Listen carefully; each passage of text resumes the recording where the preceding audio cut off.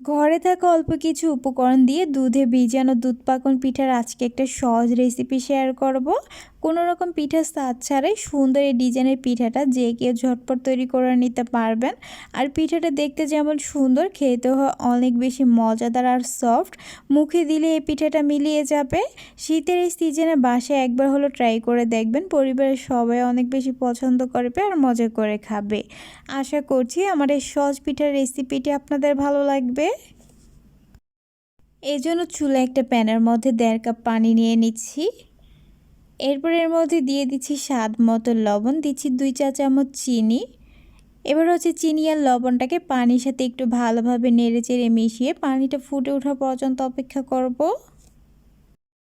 পানিটা যখন ফুটতে শুরু করেছে এই পর্যায়ে এখন এর মধ্যে 1.5 কাপ ময়দা দিয়ে দিচ্ছি।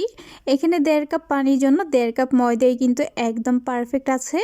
এবার হচ্ছে চুলার আঁচ মিডিয়ামে রেখে অনবরত নেড়ে ময়দাটাকে সিদ্ধ করে একটা ডো তৈরি করে নিব।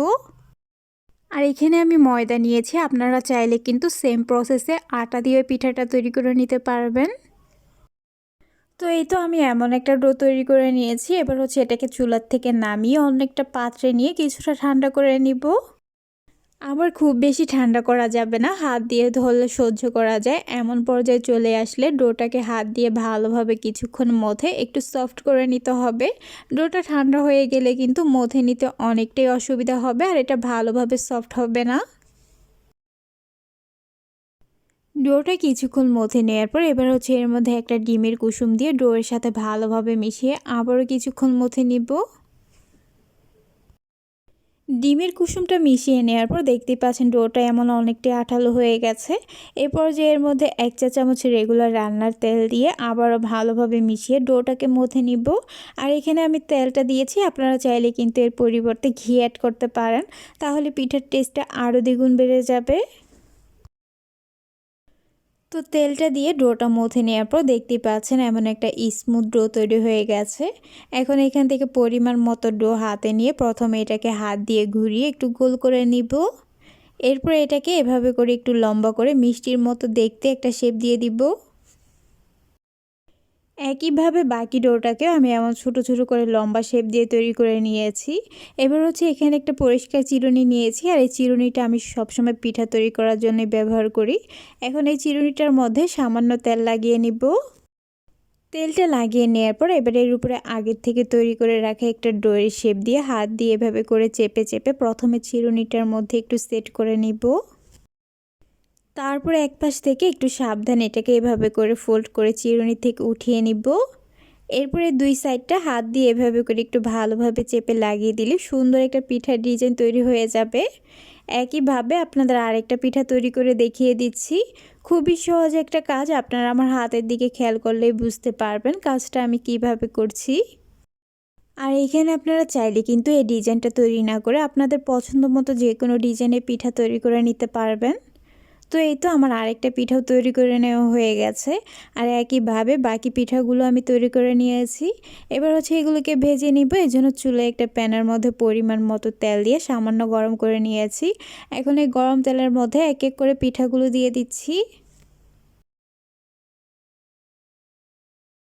তো সবগুলো পিঠা দিয়ে দেওয়ার পর এবার হচ্ছে এগুলোকে চুলার আঁচ মিডিয়ামে রেখে এক পাশ কিছুটা ভেজে নেওয়া হয়ে গেলে উল্টিয়ে দিব। আর এইভাবে এগুলোকে কিছুক্ষণ পর পর এপাশ ওপাশ করে ভাজতে ভাজতে একটা সময় দেখা যাবে যে পিঠাগুলোর মধ্যে সুন্দর একটা গোল্ডেন ব্রাউন কালার চলে এসেছে। এরপর যে এগুলোকে তেল থেকে উঠিয়ে নিব। আর আপনারা চাইলে কিন্তু পিঠাগুলো দুধে না ভিজিয়ে এভাবে পরিবেশন করতে পারেন, খেতে অনেক বেশি মজার হয়। এবার হচ্ছে দুধের শিরাটা তৈরি করে নিব। এর জন্য চুলায় একটা পাত্রের মধ্যে 1 লিটার দুধ নিয়ে নিচ্ছি। এরপর এর মধ্যে দিয়ে দিচ্ছি হাফ কাপ চিনি আর ফ্লেভারের জন্য দিয়ে দিচ্ছি একটা তেজপাতা, 3টা এলাচ আর 2 টুকরো দারুচিনি। এখন এই সবগুলো উপকরণ দুধের সাথে একটু ভালোভাবে নেড়েচেড়ে মিশিয়ে দুধটাকে জাল করে নিব।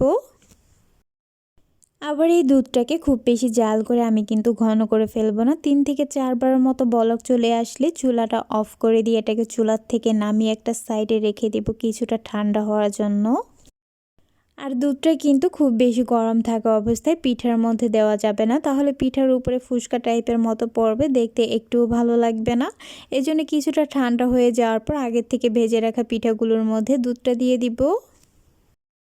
দুধটা দিয়ে দেওয়ার পর এবার হচ্ছে পিঠাগুলোকে ঢেকে রেস্টে রেখে দিব 2 থেকে 3 ঘন্টার জন্য। আপনাদের হাতে যদি সময় থাকে সারা রাতের জন্য রেস্টে রেখে দিতে পারেন।